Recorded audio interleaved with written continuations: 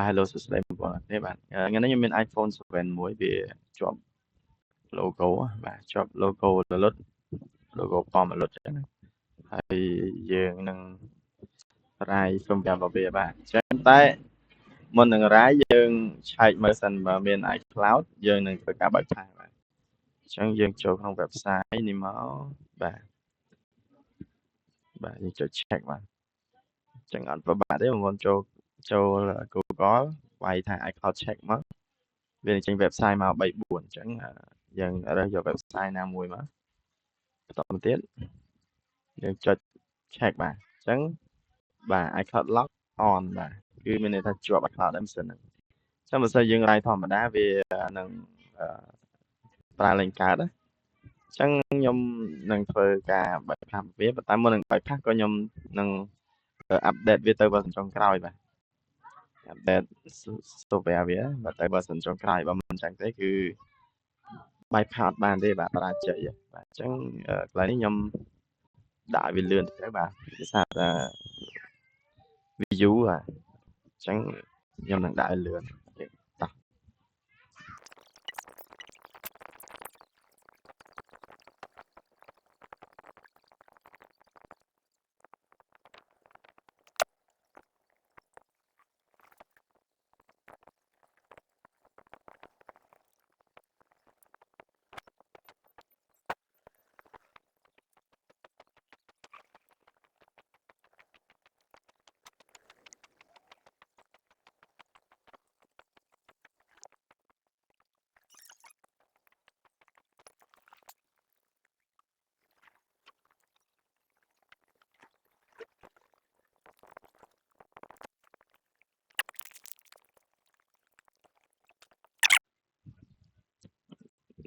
បាទអូខេឥឡូវយើង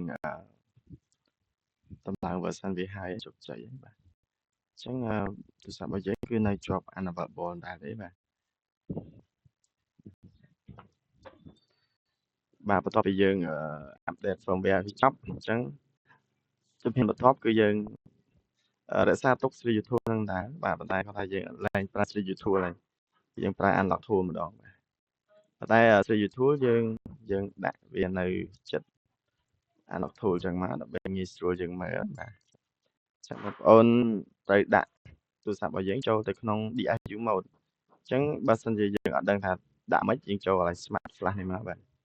ហើយយើងចូលពាក្យថា pro flash មកបាទនេះវាចាប់ detect device របស់យើងស្រាប់តែបាទ iPhone 7អញ្ចឹងរបៀបចុចរបស់វាគឺយើងដាក់ទៅ power on ក៏បានទៅ recovery mode ក៏បានអញ្ចឹងមកចុច volume ដកឲ្យជាប់ចុចប៊ូតុង power ឲ្យជាប់ទាំងពីររហូតដល់ load អេក្រង់បាទបន្តមកទៀតយើងរាប់1 2 3 4អញ្ចឹងទៅយើងលែង power ចេញបាទទុក volume ដករហូតដល់វា load ពាក្យថា DI mode ហើយយើងចាប់ផ្ដើមឥឡូវគេតោះ1 2 3ខ្ញុំចាប់ផ្ដើមហើយបាទ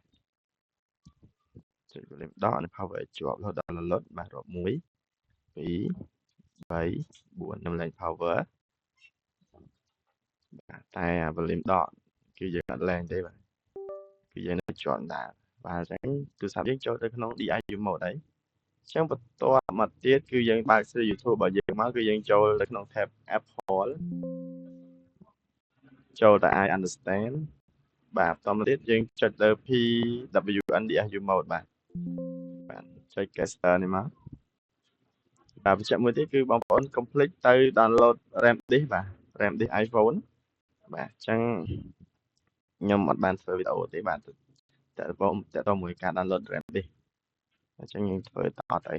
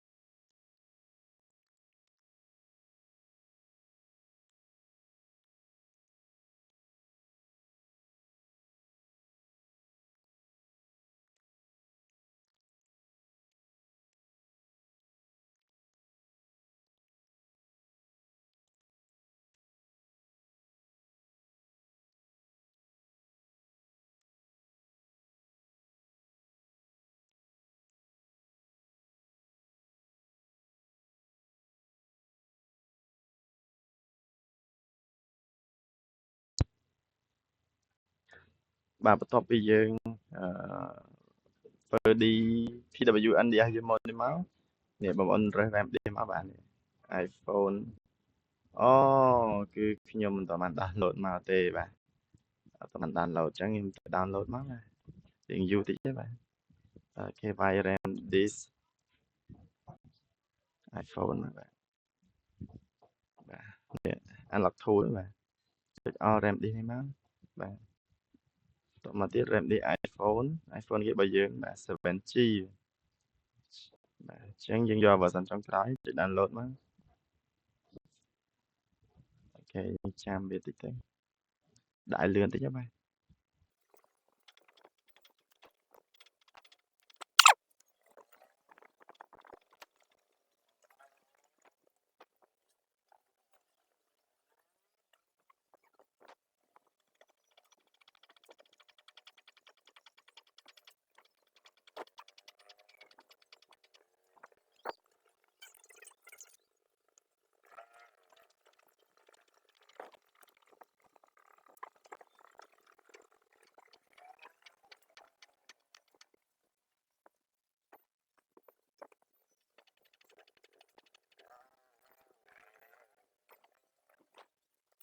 បាទគេឥឡូវយើង download បានចប់ហើយយើងចុចបើកនេះមក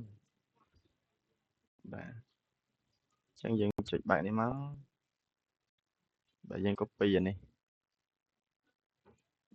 copy អានេះយើងចូលទៅ drive C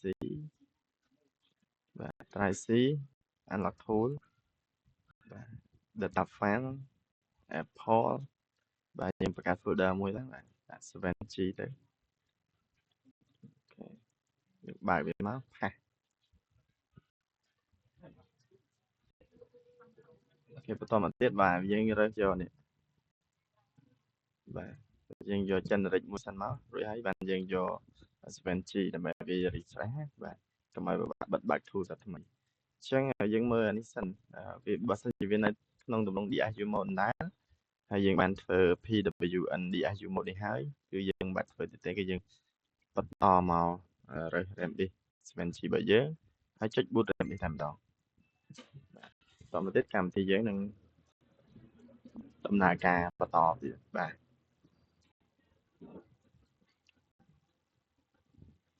អូខេ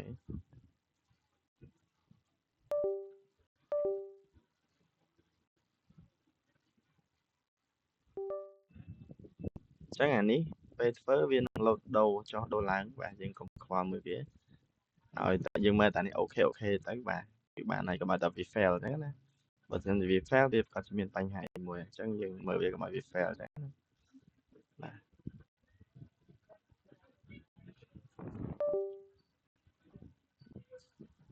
បន្តមកទៀតបាទគឺទូរស័ព្ទរបស់យើងនឹងលោតបាទលោតដូចយើងសរសេរកូដអញ្ចឹងបាទវា load បាទអញ្ចឹងមកទៀតបាទពេលយើង boot ready ហើយយើងចុចចូលទៅ backup បាទ backup passcode បាទនេះ backup passcode នេះចុច backup passcode នេះមកបាទបើសិនជាអត់ backup passcode ទេយើងរាយទៅគឺចប់តែម្ដងអានេះគឺអំបិលតែម្ដងហើយបាទអញ្ចឹងយើងចាំមកបាទអូខេបាទ RAM disk mount success បាទអូខេអញ្ចឹង save to នេះជា file zip អូខេតែប៉ុណ្្នឹងហើយគឺយើងចុចមកកន្លែង factory reset នេះតែម្ដងទៅបាទអូខេបាទ RAM disk mount successful erase all អញ្ចឹងកម្មវិធីនឹងទៅ erase ទូរស័ព្ទរបស់យើងហើយទូរស័ព្ទនឹងធ្វើការលុបរាល់តន័យចេញទាំងអស់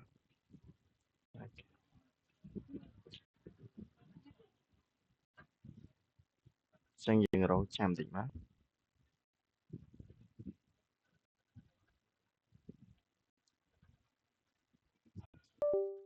អូខេបាន erasing all ឥឡូវដល់វគ្គយើងធ្វើការងារនៅលើទូរស័ព្ទដៃម្ដងប៉ុន្តែដោយសារតែខ្ញុំអត់បានថតវីដេអូលើទូរស័ព្ទដៃទេអញ្ចឹងកន្លែងហ្នឹងប្រហែលជាខ្ញុំត្រូវកាត់ចេញឬក៏យ៉ាងម៉េចបាទចាំមើលសិនបាទឥឡូវយើងចងចាំឲ្យទូរស័ព្ទបើកចេញដល់ menu សិនមកបាទចេញដល់កន្លែង hello សិនមក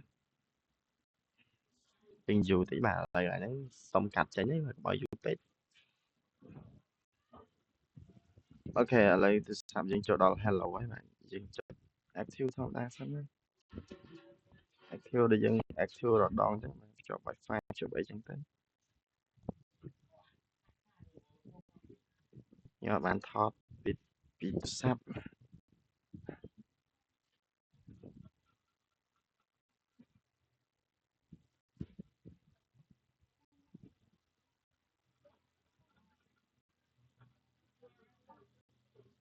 ok lấy copy dừng chụp từ sắp hay dừng vì load lọc từ owner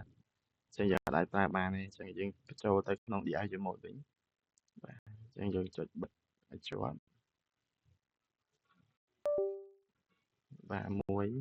bí bấy buồn lên power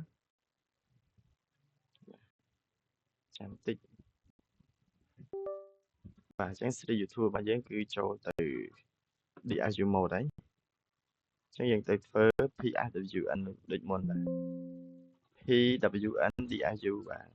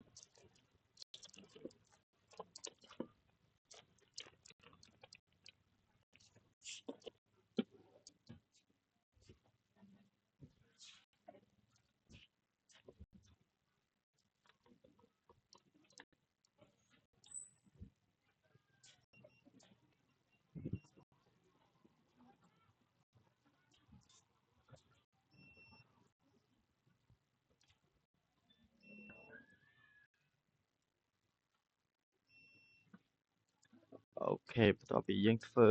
PWN đang thấy cái dân bà ấy dân mạch đố đấy bà chỉ nên tán như những bút ra đi đầu tiên mà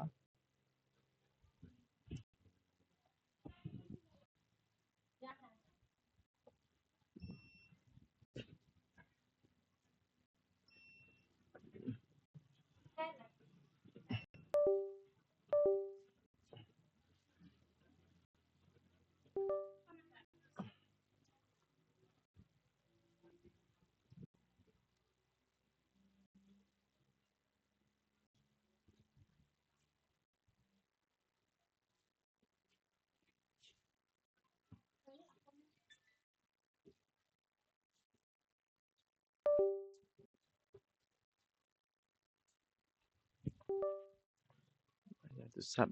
sắp dân lâu được cho câu chẳng đang ăn thăm mấy class để bà lấy dân bà to mà tiếtต่อไป bootcamp đi với dân restore bà dân phớ copy giờ muốn những backup là lấy đồ từ restore backup đến bà ok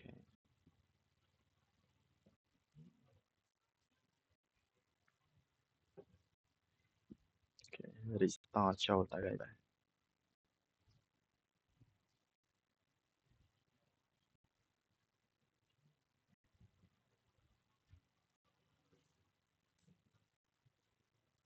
hay cái lại năng mà xin việc restore job bà bọn bà cho factory reset sao mấy đấy bà cái viên năng restart lang cho tới mình nuôi từ start em đó bà thấy dân từ sắp dân lang đó mình nuôi đấy chẳng dân actual bà nè dân mơ lại nè cái là activate đấy yes ok rồi bà mình đang cái no bà tại lấy dân show đó mình nuôi đấy dân active từ sắp đó cứ ai bà này chẳng là biết bypass Shopee iPhone ít cho tao mà cứ thôi được hiện chẳng đáng cho con sát một bộ lọ nè bạn វីដេអូមានតែប៉ុណ្្នឹងទេកុំឲ្យវែងពេកបាយបាយ